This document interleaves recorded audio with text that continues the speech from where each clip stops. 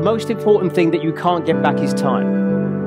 So all this time that you're waiting to jump in, waiting for some perfect moment, waiting to be ready, waiting to be perfectly trained or whatever, you're just losing time that you can never get back to build the business up and to build the momentum and to build the credibility and the authority and all those things. And for that matter, learn things that you wouldn't learn just by not doing, because you'll learn more from your own mistakes than anybody else's successes, agreed? Right?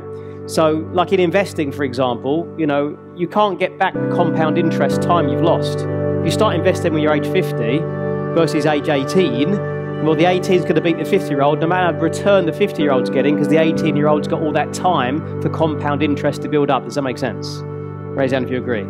It's the same with your business. You've got to get started. You've got to start building your audience now. Stop waiting for you to be okay with yourself on camera or okay with yourself in front of an audience. Get in front of audiences and, you know, build your speaking chops, as it were, right?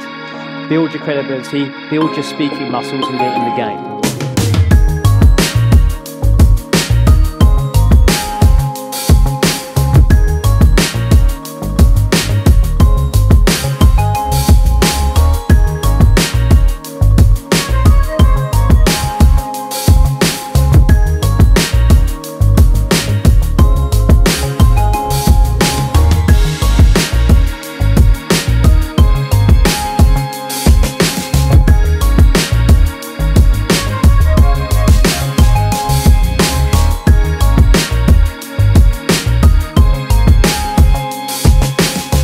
Person you are today as a direct result of observation, imitation, and repetition of other people around you. The people that you've grown up with, that you've modeled, that have rubbed off on you, your family, your friends, and obviously your work colleagues. All these people that influence you to be the kind of person that you are today.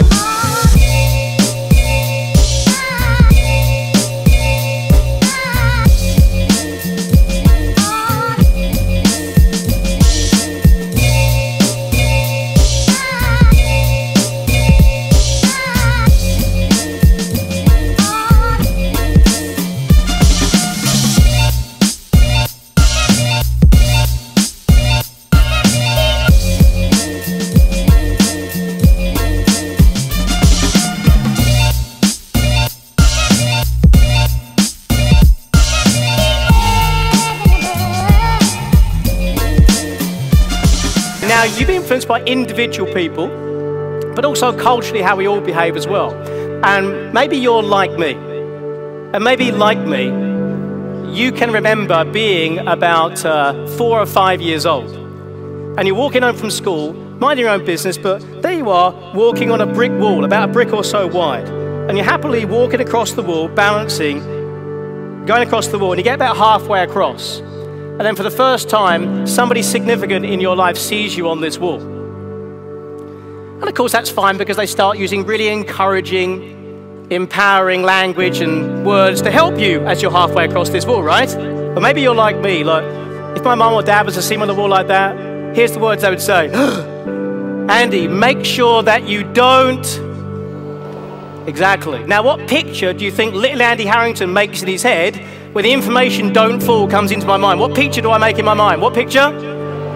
Yeah, specifically me falling. What emotion do you think immediately follows the picture I just made in my head? What emotion? Sorry, which emotion? Listen carefully to what you just said. Fear.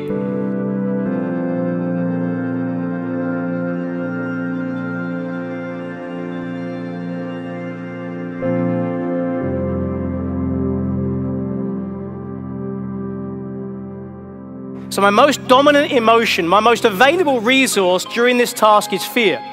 So I'm more or less likely to walk successfully in the wall. Which one, guys? Less, a lot less. And to compound the problem, I've now got a map in my head of what I don't want, that's my most current dominant thought. Now, you and I know that mum and dad did that because they loved you and they wanted you to stay safe. But I came by today to tell you that is not how your mind is designed to work at all.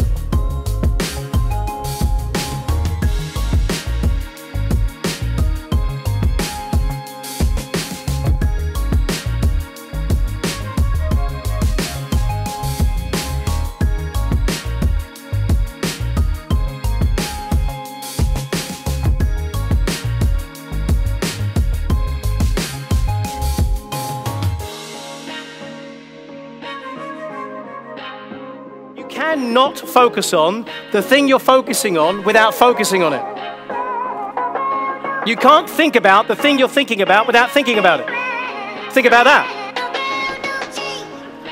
Simply, it means you can't not something. Here's what I do. Whatever you do, don't do what I'm about to ask you to do, okay? Just don't do it. Okay, so sit up in your seats, because there's a little test. Sit up in your seats. Breathe fully. This is your first test. Don't do what I'm about to ask you to do. Don't think about Gordon Brown now. Okay, be honest. Who made a fleeting picture across your mind of Gordon Brown as I said not to? Raise your hand. Some of you even has heard his voice and that strange thing he does as he finishes his words. Some of you even have feelings about Gordon Brown, didn't you?